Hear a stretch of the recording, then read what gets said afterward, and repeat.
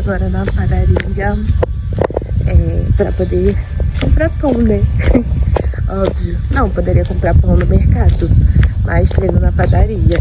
A ventana beça, meu Deus. Nossa. Mas enfim, gente, como eu tava falando... Ai, gente, eu falo pra vocês que eu vou gravar vídeo aqui pro YouTube. Um vídeo por semana, eu sempre esqueço. Aí quando eu vejo já passou 2, já passou 3, às vezes passou 1 mês e eu não postei. Mas eu sei que isso não é justificativa, mas pelo menos eu posto vídeo curto, né? Se você entrar lá no Shorts, tem vídeo todos os dias e são 2, 3, às vezes 4 vídeos por dia. Então, entra lá no Shorts para assistir também e vai me seguir nas minhas redes sociais, vai estar passando aqui embaixo, que eu posto vídeo todos os dias, tá? Mas é isso, gente, vou gravar um vlogzinho pra vocês do meu dia.